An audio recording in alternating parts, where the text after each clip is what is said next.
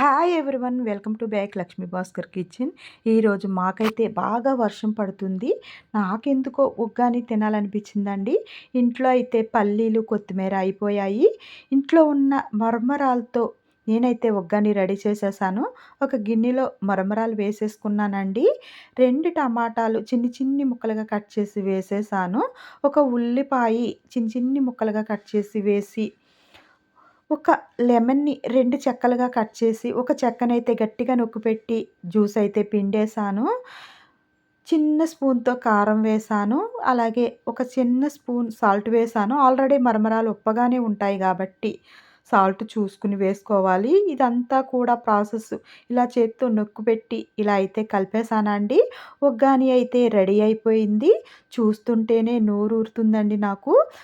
నేనైతే ఒక ప్లేట్‌లోకి సర్వ్ చేసుకొని, వర్షం పడుతుందండి బయట. నేనైతే ఉగ్గానిని తినేస్తున్నాను. టేస్ట్ అయితే నెక్స్ట్ లెవెల్‌లో ఉంది. ఈ వీడియో మీకు నచ్చితే ఒక లైక్ చేయండి, షేర్ చేయండి. నా ఛానల్‌ని సబ్స్క్రైబ్ చేసుకోండి. Thanks for watching.